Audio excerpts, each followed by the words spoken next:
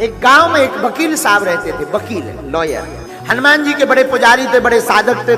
दिन रात कीर्तन गाते गाते हनुमान जी के भाव में इतने तल्लीन हो जाते कि उन्हें ध्यान ही नहीं रहता। कोई भी केस मुकदमा ले लें तो कहते हैं सब हनुमान जी देखेंगे, चिंता मत करो। और कभी हारे नहीं, कोई मुकदमा नहीं हारे, हर मुकदमा जीतते। एक बार इनके जीवन में एक घटना घटी। हम आपको कोई बहुत पुरानी बात नहीं सुना रहे हैं, ये घटना सत्य घटना पर आधारित है। आगर मालवा जिले की श्री बैजनाथ मंदिर है, वहां की चर्चा हम आपको बता रहे हैं। वही कोई 50-60 साल पहले एक बार एक व्यक्ति का उन्होंने मुकदमा लिया, केस को सुना, समझ गए ये मुकदमा सत्य है, ये जो व्यक्ति बोल रहा है ये निर्दोष है, इसको कहीं सजा ना हो जाए। बोले ठीक है भाई, चिंता मत करो, सब प्रभु लीला करेंगे, लाओ हम तुम्हारा मुकदमा लड़ेंगे और तय है जीतोगे। उस व्यक्ति ने हाथ जोड़कर कहा क्षमा करना, सबका कहना है कि हम ये मुकदमा नहीं लड़ेंगे, हारेंगे, आप उल्टी बात बोल रहे हैं। वकील साहब ने कहा कि विजय होंगे, केस हम जीतेंगे। लोगों ने कहा पागल हो गए, इसके ऊपर मर्डर का केस है, 302 का केस है, मर्डर के साक्ष्य प्रस्तुत हो गए, गवाह प्रस्तुत हो गए। जिस वकील के पास उसने केस रख रखा था उसने भगा दिया कि तू भाग, हारना तय है, मैं अपना नाम क्यों खराब करूं, तुझे सजा निश्चित। लेकिन ये वकील ये कहते हैं हमने बाकिया सुन लिया, तू निर्दोष है और तू सच बता। बोला मैं निर्दोष हूं। बोले जा तू जीतेगा। ये तो कह के चला आया। इसने कहा वकील साहब माफ करना, तुम्हें फीस लेनी हो तो पहले ले लो, और मुझे पहले बता दो, अगर मुझे सजा होनी है तो मैं पहले घर की व्यवस्था करके आऊं। वकील ने कहा चुप हो जा, मैं फीस अभी नहीं लूंगा, मैं फीस बाद में लूंगा, नोटों की फीस नहीं लेता हूं। मैं तो यही कहूंगा तू भी आना मेरे सरकार के द्वार पर और कीर्तन करा देना राम नाम का। अब तो ये जो व्यक्ति जिसका केस लड़ना था, ऐसे लगा कि ये सच में मेंटल है, कहीं कीर्तन करवाने से कोई मुकदमा जीतता है। वैसे भी सब लोग जितने और लॉयर थे, जितने वकील थे, वो कह ही रहे थे कि ये पागल है, इसके चक्कर में मत पड़ो।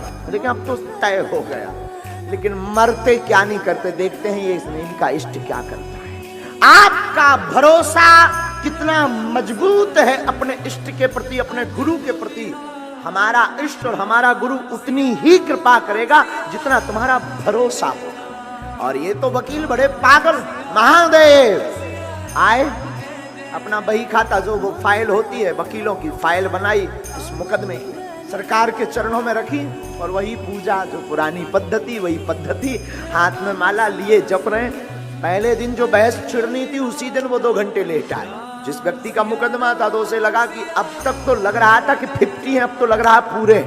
2 घंटे बाद कोई आ रहा है, जज चिल्ला रहा है। अब जज छोड़ेगा थोड़ी ना, सजा हो रही होगी तो ये आजीवन करवा कर मानेगा। पहले तो कम से कम 20 साल की ही होगी। जज बैठा है, मजिस्ट्रेट बैठा है, इसके अंदर कोई भय नहीं, कोई डर नहीं कि मैं देर से आया हूं। मानो यूं मान के चलो कि ये उसका बाप है, और वो अपनी मस्ती में डूबा हुआ आया। जिस आदमी का मुकदमा था उसे लगा कि यार फंस गए, अब फाइल भी लेते नहीं बनता, बहस जारी है, कल परसों में उसका फैसला होना है। तब तक जज ने कहा कि अब तक क्यों आए।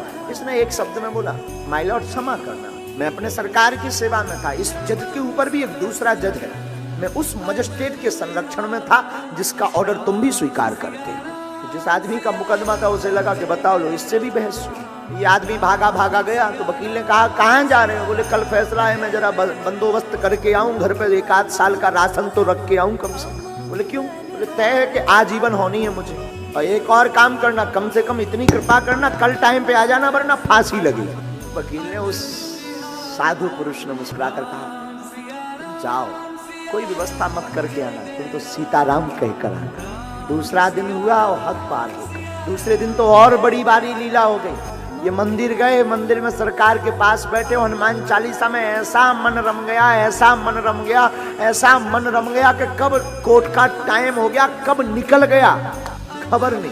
कोर्ट का टाइम 20 मिनट से, इसे ध्यान आया, आंख खुली, भागा भागा लेकर के फाइल पहुंचा के मैं तो मारा गया।